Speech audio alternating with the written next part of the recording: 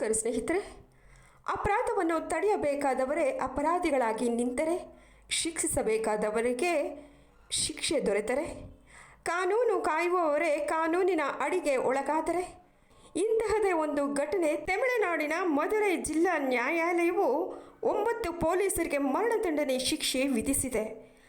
6 ವರ್ಷಗಳ ಹಿಂದೆ ದೇಶದಾದ್ಯಂತ ಆಕ್ರೋಶಕ್ಕೆ ಕಾರಣವಾದ ತೂತುಕುಡಿ ಜಿಲ್ಲೆಯಲ್ಲಿ ವ್ಯಾಪಾರಿ ಪಿ ಜಯರಾಜ್ ಮತ್ತು ಅವರ ಪುತ್ರ ಜೆ ಬೆನಿಕ್ಸ್ ಅವರು ಪೊಲೀಸ್ ಕಸ್ಟಡಿಯಲ್ಲಿ ಮೃತಪಟ್ಟ ಪ್ರಕರಣಕ್ಕೆ ಸಂಬಂಧಪಟ್ಟಂತೆ ಈ ಮರಣದಂಡನೆ ವಿಧಿಸಲಾಗಿದೆ.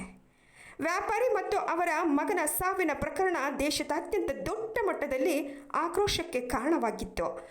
ಇದೀಗ ಇನ್ಸ್ಪೆಕ್ಟರ್ ಶ್ರೀಧರ್, ಸಬ್ ಇನ್ಸ್ಪೆಕ್ಟರ್ಗಳಾದ ಬಾಲಕೃಷ್ಣ ಮತ್ತು ರಘು ಗಣೇಶ್, ಪೊಲೀಸ್ ಸಿಬ್ಬಂದಿಯಾದ ಮುರುಗನ್, ವೇಲುಮುತ್ತು ಅವರಿಗೆ ಮರಣದಂಡನೆ ವಿಧಿಸಲಾಗಿದೆ. ಇದೊಂದು ಅಧಿಕಾರ ದುರುಪಯೋಗದ ಪ್ರಕರಣ ಎಂದು ನ್ಯಾಯಾಲಯವು ಒತ್ತಿ ಹೇಳಿದೆ. ಹೀಗೆ ತನ್ನ ತೀರ್ಪನ್ನು ಕೋರ್ಟ್ ಸಮರ್ಥಿಸಿಕೊಂಡಿದೆ. ನಿಜವಾಗಿಯೂ ಮರಣದಂಡನೆ ದೊರಕಿದ್ದು ಆ 9 ಅಧಿಕಾರಿಗಳನ್ನು ಹೆತ್ತ ತಾಯಂದಿರಿಗೆ. ವಯಸ್ಸಾಗಿ ತನ್ನ ಕೊನೆ ಗಳಿಗೆಯಲ್ಲಿ ತನ್ನ ಸಾವಿಗೆ ಕೊಳ್ಳಿ ಇಡುವವನಿಗೆ ತಾನೇ ಕೊಳ್ಳಿ ಇಡುವ ಪರಿಸ್ಥಿತಿಗೆ ನಿಜವಾದ ಗಲ್ಲು ಶಿಕ್ಷೆ.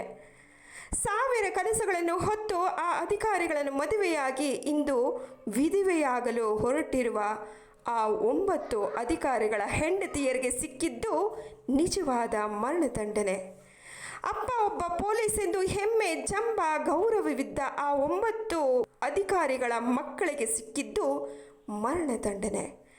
ಆ 9 ಅಧಿಕಾರಿಗಳ ಅಕ್ಕ ತಂಗಿಯರ, ಅತ್ತೆ ಮನೆಯ ಮರ್ಯಾದೆ ಹಾಗೂ ರಕ್ತ ಸಂಬಂಧಿಗಳ ಪರಿಸ್ಥಿತಿಗೆ ಸಿಕ್ಕಿದ್ದು ನಿಜವಾದ ಮರಣದಂಡನೆ.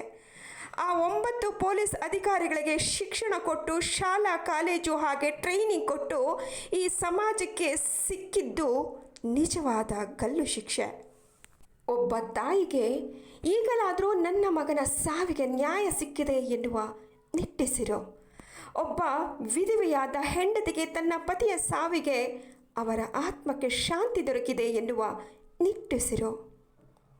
ಸಾವಿರ ಕನಸನ್ನು ಕಟ್ಟಿ ಮಗನನ್ನು ಸಾಲ ಸೋಲ ಮಾಡಿ ಓದಿಸಿ ಅಧಿಕಾರಿಯನ್ನಾಗಿಸಿ ಈ ಸಮಾಜಕ್ಕೆ ಕೊಡುಗೆಯಾಗಿ ಕೊಟ್ಟ ಆ 9 ತಾಯಂದಿರಿಗೆ ಸಿಕ್ಕ ಬಳುವಳಿಯಾದರೂ ಏನು?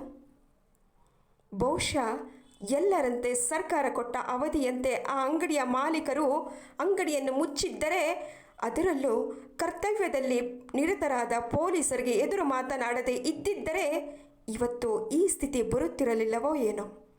ಅಥವಾ ಸ್ವಲ್ಪ ಸೌಜನ್ಯದಿಂದ, ತಾಳ್ಮೆಯಿಂದ ಕೆಲಸದ ಒತ್ತಡವನ್ನು ತಡೆದಿಟ್ಟು ಕುಡಿತದ ಅಮಲು ಇಲ್ಲದೆ ಕರ್ತವ್ಯ ನಿರ್ವಹಿಸಿದ್ದರೆ ಇಂದು 9 ಅಧಿಕಾರಿಗಳ ಜೊತೆಗೆ ಉಳಿದ ಆ 9 ಮಡದಿಯರು ವಿಧವೆಯಾಗುತ್ತಿರಲಿಲ್ಲ. ಆ 9 ಕುಟುಂಬಗಳು ಅನಾಥವಾಗುತ್ತಿರಲಿಲ್ಲ. ಕ್ಷಣಿಕ ನಿರ್ಧಾರಗಳು ಆ 9 ಪೊಲೀಸರ ಜೀವನವನ್ನೇ ನಿರ್ನಾಮ ಮಾಡುತ್ತಿರಲಿಲ್ಲ. ಈ ವಿಚಾರದ ಬಗ್ಗೆ ನಿಮ್ಮ ಅನಿಸಿಕೆ ತಿಳಿಸಿ. ನಾನು ನಿಮ್ಮ ಪ್ರೀತಿಯ ಗೆಳತಿ ನಯನ. ನಮಸ್ಕಾರ.